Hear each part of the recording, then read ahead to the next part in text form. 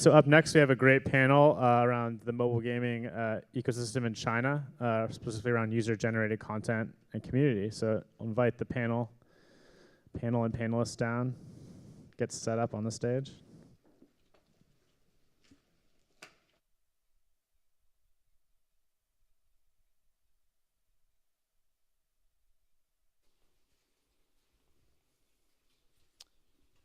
you want to move?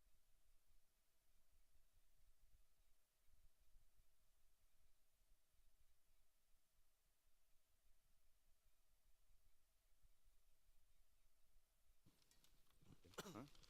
Yeah, but where do you want to sit? No, I'm behind the podium. Right? Huh? All right. Well, I guess it doesn't matter. Shall we start? Okay. Hello, everybody. My name is Jack Sorensen. I've been in the games business for 25 years or more. I recently joined JoyMe as VP of Investments and Business Development, and we thought, given the very prominent executives from China that we had here, that we would discuss really evolutions and trends that are going on in the mobile game business in China. But the title is User-Generated Content and Community, which is a primary topic of what CY here from JoyMe discussed during his keynote. But we thought we would hone that down a little bit more closely and talk really about the role that video is playing. Obviously, everyone looks at Twitch and esports and the trends that are going on here, and we thought it would be particularly interesting for this audience of how that overlaps with user-generated content in general, video use, and in particular because we have a senior executive here from Youku, which is really the kind of Netflix meets YouTube of China. It would be a really interesting point of discussion. But first, I'd like each of them to introduce themselves. So starting here with CY. Okay. My name is Yang Chen. I'm the chairman and the CEO of the JoyMe. Thanks. My name is Yunfan. I come from a company called Perfect World. We develop mobile games and computer games. At the same time, we operating Dota 2 and CSGO in China. We are working hard to develop more interesting games. Brian, I joined Youku for 2 years, and I do equity investment over 10 years, focus on entertainment and content. And Youku now is a member of Alibaba family. So I'll start off with CY, since he was the one that had invited both these gentlemen on why he thought, in particular, this group would be interesting to talk about this topic of video and gaming. So actually, previously, I talked with some Western industry person about the esports industry in China. Actually, I don't know whether you know the three biggest esports game company in US is they're the Valve, they're the Blizzard, and the Riot. Actually, they has a very great business in China as well. They has very strong partners in China.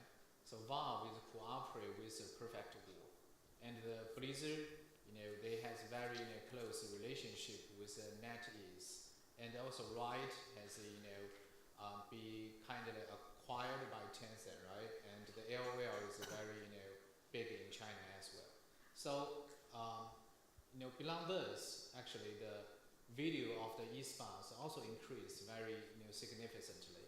So we all know in US when we're talking about the esports video, we are not only talking about the YouTube, but also talking about the Twitch. The China, that's the same, right?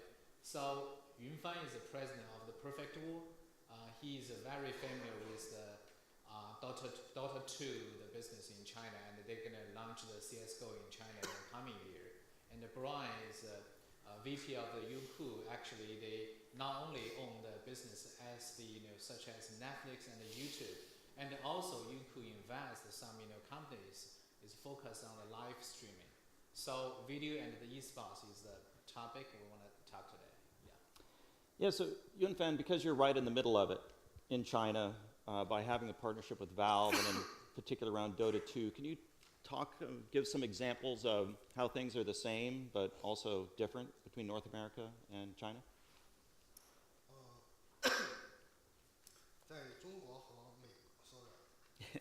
Take your time. 有点咳嗽 Anyone have some water? 实际上，中国和北美的电子竞技的话呢，有很多共同的特征。 In China, the esports share a lot of things in common. 比如说他们都是以比赛为核心，然后强调玩家的公平的竞技，而且的话采用这种俱乐部的制度，这都是相同的。 For example, the core is about matches and the fairness, and also they have players' clubs. These are couple common things in China and in the U.S. 那么最大的不同的地方是什么呢？在中国，游戏的开发公司把电子竞技、把 esports 视作在 MMORPG、SLG 等等游戏类型之后的一种新的游戏类型。 But what's is different that in China, game developers see esports as a new genre after RPG and SLG. 而在美国，在北美的话呢，电子竞技实际上是一直存在的一种形态。所以这个意味着什么呢？在中国，大家认为 esports 会是一种新的趋势，或者说是一种潮流。所以每一家公司都在讲，我们在做 esports 的游戏了，我们的游戏也在 esports 化了。 So, well, in the US, esports is a format rather than a trend. So, which means that in China, when like developers, they're talking about, oh, we're like developing esports game. 所以呢，我们都知道这其实是不可能的，因为一个游戏它要能够变成一个电子竞技的游戏，它需要很长时间的开发，还需要很长时间的调试，来保证它的平衡性。那么，我们把所有的游戏都开发成电子竞技的游戏，这个趋势我认为是不对的。而在中国呢，由于太过于热门，这个趋势正在形成。 Well, actually, it is impossible to develop every game into an esports game because an esports game takes time to test and to work on the balance. However, in China, since the esports is so popular that everyone wants to develop esports game. 另外一个很大的不同点是，在美国，在北美主要都是用退起来做这个电子竞 esports 的直播，而在中国有非常多的视频直播平台，而且的话呢，我们看到的一个现象是，看电子竞技的视频直播的玩家比玩游戏的人更多，在中国。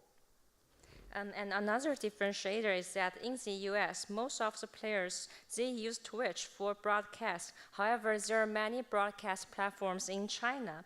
And another phenomenon is that we found that viewers of esports are way more than the players. 所以呢，在中国有很多的电子竞技的主播，他们不仅仅是一个热心的玩家，他们往往是一个商业机构的培养出来的这样的一个主播。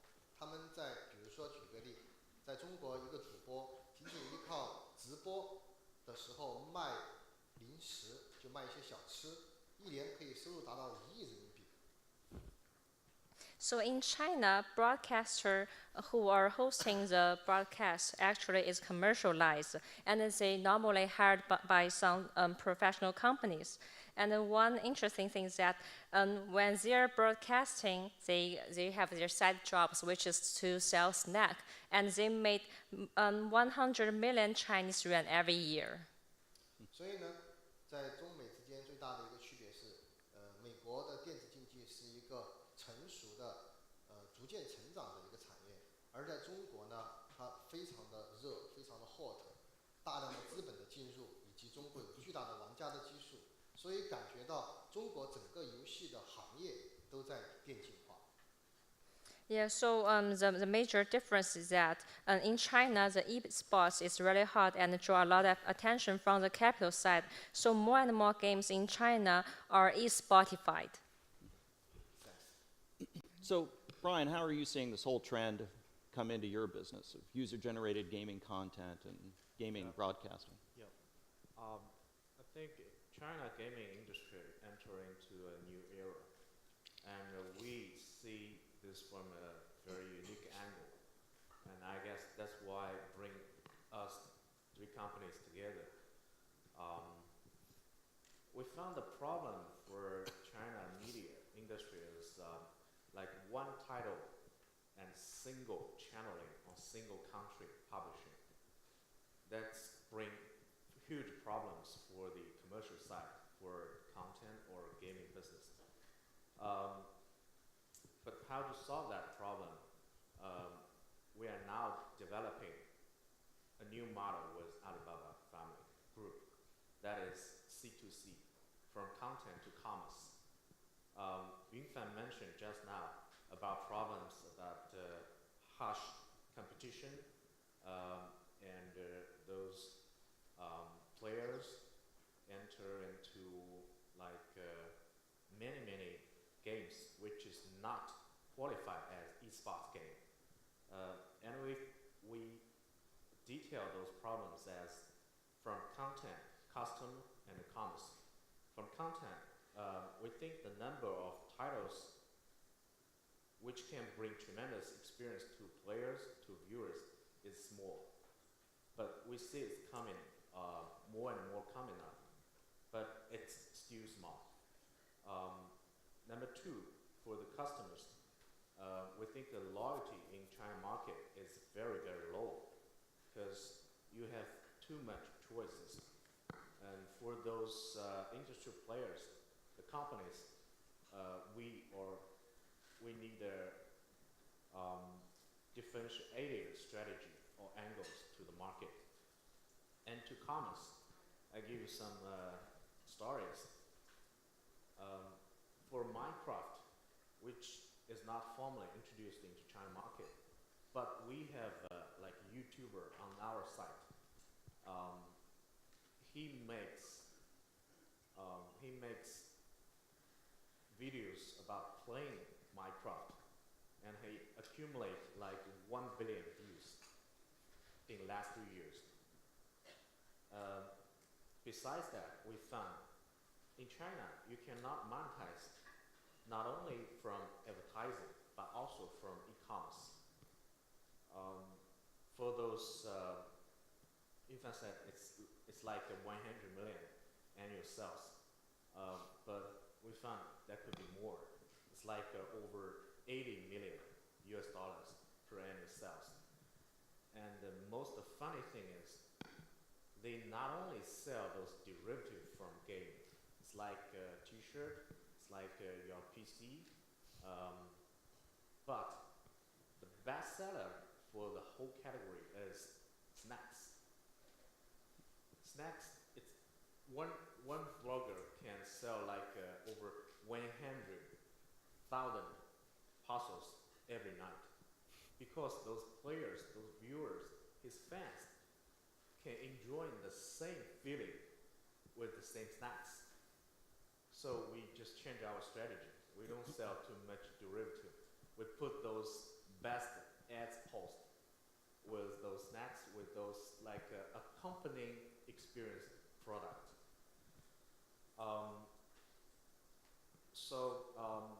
So we gotta bring more elements to commercial side, which can solve one title, one channel, one country problem. That's it. Yeah, and so just to summarize, I'd say, I mean, clearly it's affecting the PC business, the mobile game business, you know, the user-generated video game content business, and we see all that here, but one of the things that's always amazing to me is just the sheer scale, the numbers that we're talking about here.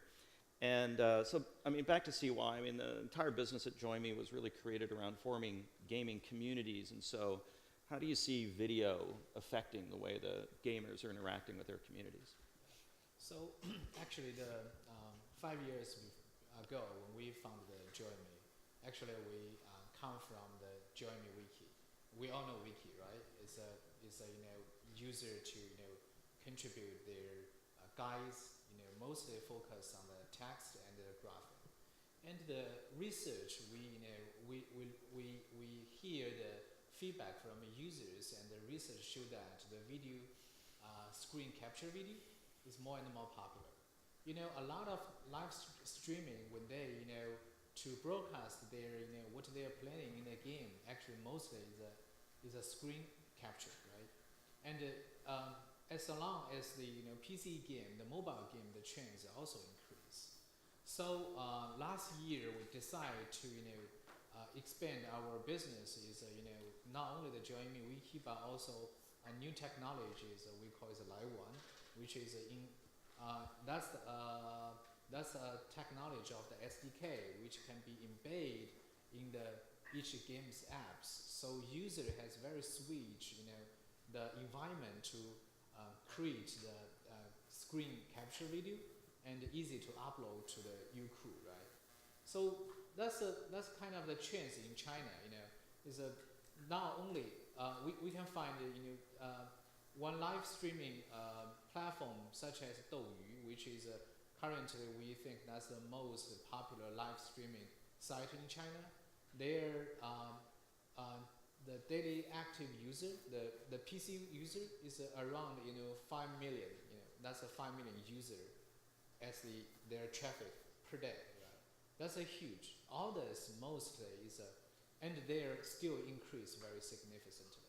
So others is a especially particularly is a game contents, and the interactive in those kind of the content you can find the comments to the broadcaster is very hot, much more hotter than the comments under the movie, right? So that's a chance. So that's the things we are looking at to develop technology. We think that's the more important thing. It's not only the operation but also the technology to let the users conveniently to create the video contents. That's a chance of the user-generated content community currently. Yeah. So Yunfen, what do you see next, given these trends for both your business and for the market overall in China?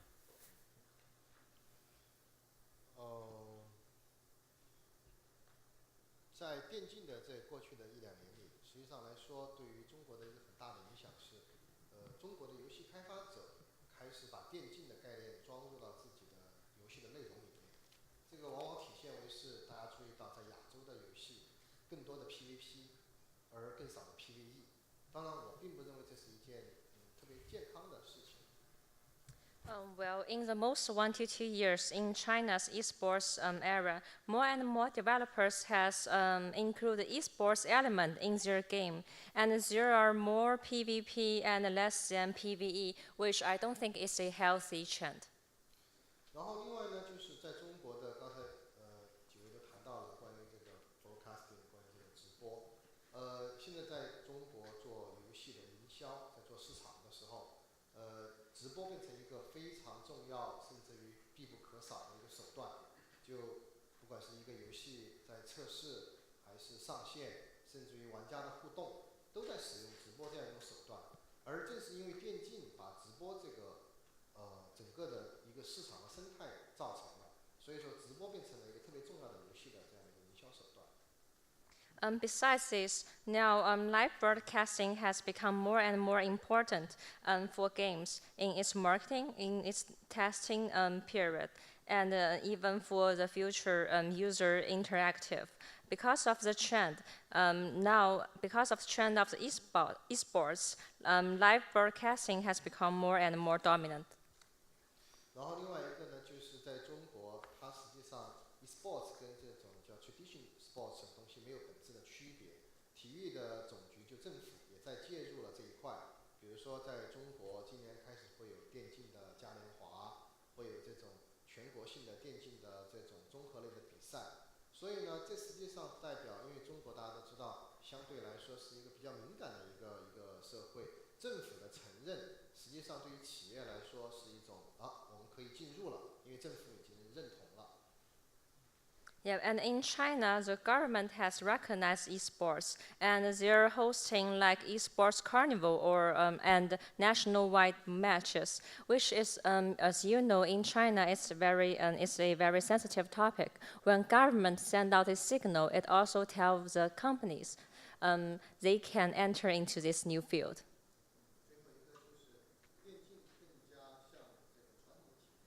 它的粉丝和周边的收益开始出现。以前我们做游戏都是希望用户在游戏里付费，为这个游戏的内容买单。但是现在呢，他可能会为一个这个周边，为一件衣服，为一个主播，甚至于就是为我这个看视频看得很开心，就 like me and pay to me，它实际上带来了一种新的商业模式，就不再来自于仅仅的游戏类的这样的一个收费模式。我觉得这是一个很大的改变。And also the esports is they're more and more close to the traditional sports. For example, they are buying accessories like we are buying a T-shirts for traditional sports, and they have new commercialized way to get revenue. It's like me and pay me. So I think it's another new innovation in this industry. Can I ask Brian the same question, which is really what's next on the user-generated video side and on the pure video side, and how Youku is getting involved in this?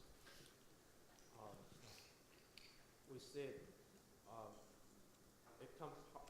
comprised like two dimensions. One dimension is the whole body was enriched by contents, which is not only the content you see on the screen, but also the interaction, but also integration from sports tournament. The second dimension is in content business, it's blockbuster, the hit-driven. So we see UGC is not only for quantity, but also for quality. And we found Disney, Hasbro, those big names use this kind of tools or model very well. We gotta see new heroes coming from UGC in the next 2 years. So from our side, we think UGC is vertical and horizontal based towards our model for us to grow business. For content side, because Perfect World is super strong in esports in China. And Join Me is best for wiki model in China. And we can package like the content side together with customer side. How can we bring loyalties to our fan base? And we, like Alibaba Family, we can add values to commercial side. Besides the tournament, besides the viewer ad split, we can add more commercial elements to the whole model. And then we can package all those elements into one product, like Live One. That's what we see.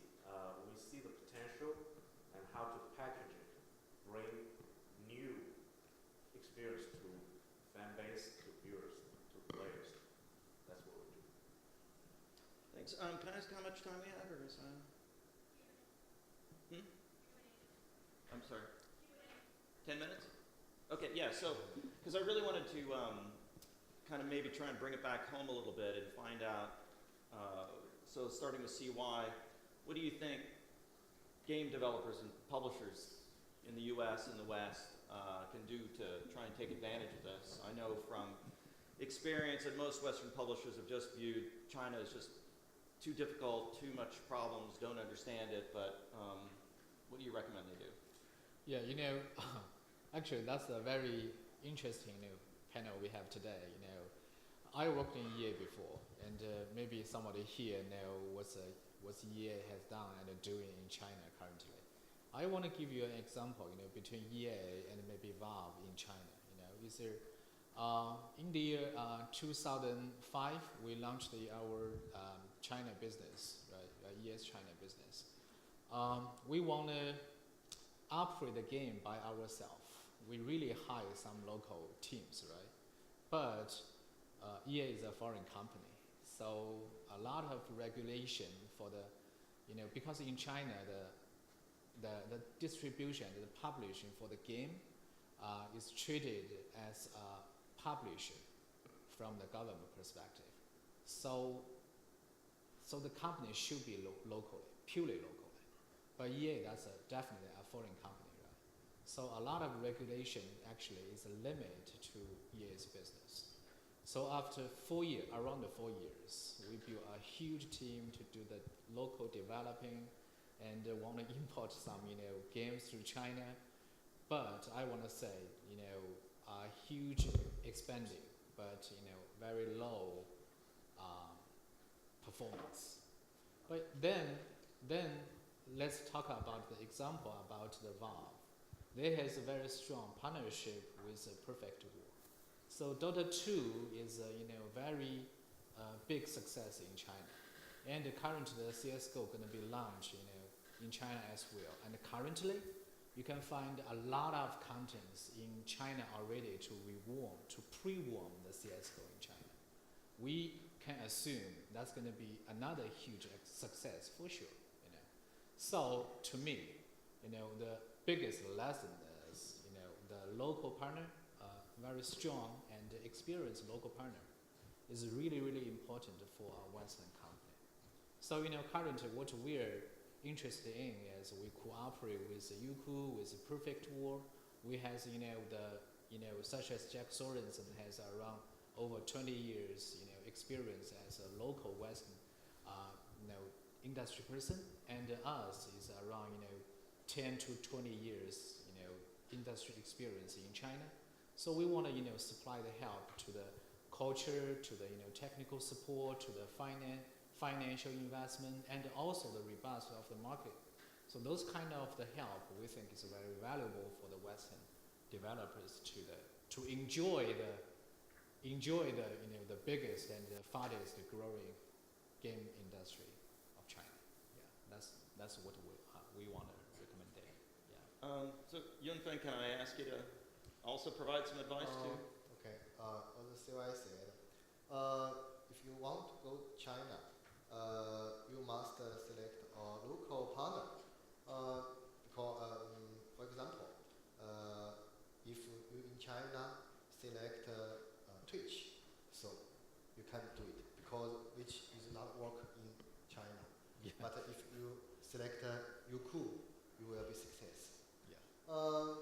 Sometimes foreign company always want or foreign control everything in China and want employ local people and think will do it. I think CY says it's not work. You must select a strong partner in China, and this partner can do something you can do it, and this partner have much experience and can control. So I have 2 words. If you want to China, select a strong local partner, and if you want to China, now you say my game is an esports game is very good. Thanks for doing that in English, by the way. I think he deserves a round of applause. Very nice. So since we're running out of time, Brian, I want you to actually try and tell everyone where you see all this going, this merger of video and how actually game players are participating and almost creating themselves, you were saying before, they're creating themselves as stars and broadcasters and all that. Where does it all go from here? We think things happened in the last few years is beyond our imagination. So it's very hard to predict. But we see the uptrend is very clear. So I guess what we do is finding the right partners. I'll give you for those foreign companies entering into China. I see a company in gaming industry. They're trying to get into China like 10 years ago. But what they do is they're talking to all the majors in China, no matter what CP, no matter that's like a channeling, publisher, and the CP studios. But finally, they spent like 1.5 years. But finally, they didn't do anything with those companies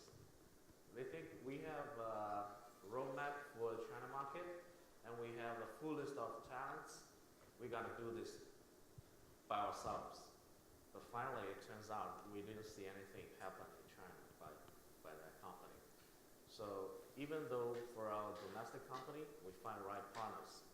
Because in China, I think the money flows.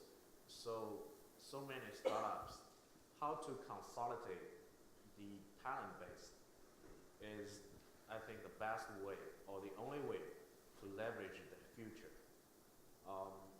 So I see for the best contents from Yunfan and the sophisticated model from community fan base from CY, we got to leverage our distribution, publishing channel, and commerce products together. I think that's the future. Otherwise, we didn't see existing best practice in big companies in this area. But the closed loop for the whole area is coming from UGC. Those bloggers, they when people can create 100 million revenues per year, that's I think it's unbelievable. Yeah, it's a land of imagine. Yeah. As an old game guy, I will say the number one thing I've learned by visiting China and talking with visionaries really like this is just this role of how community is really driving how gamers are playing, and it is far more unified and interesting than a lot of things we're doing here, and something that I think all game developers and publishers can learn from. So in the last couple minutes here, we'd like to open it up for questions, if there is any. Questions from the audience? You can probably just shout it out and repeat it. So I got a question. What role should the game developer be playing in regards to, let's say, user-generated contents? So game developers and what can you should do? they be more aggressively supporting or even getting into the co-production of some of those videos that we see online, or should they be more hands-off and let the creativity take care of itself? Yeah, let me give you an example. I remember in the summer holiday, actually we cooperate with a Korea game. That game is not that has a high ranking in the App Store in China, but they do have some core users. Let's say some maybe 100,000 core users. We have the wiki of them, and we invite the producer from South Korea to Shanghai and Beijing, and it has offline events with those core contributors, and do the live streaming with Youku and some other platforms. The viewer of that is above the active is above 100,000 at the same time, right? That's really, really active. So, one thing is those contributors want to be recognized by the developers, actually. They want to, they say, hey, you are really valuable. You really know my game and love my game, and also I love you. You can send those kind of information for them. And you can invite them to, take part in all the discussion about how you want to develop a game. Those kind of the topic is really, really cool. So those events we frequently run in our wiki site, and every time of that is very welcome for them. So I'm showing 10 seconds. I have time for one more question, or we need to wrap up? Any other questions? Another one? No? Awesome. Well, thank you guys very much. That was great. Thank you. So lunch is being served in the expo area if you want to head in there.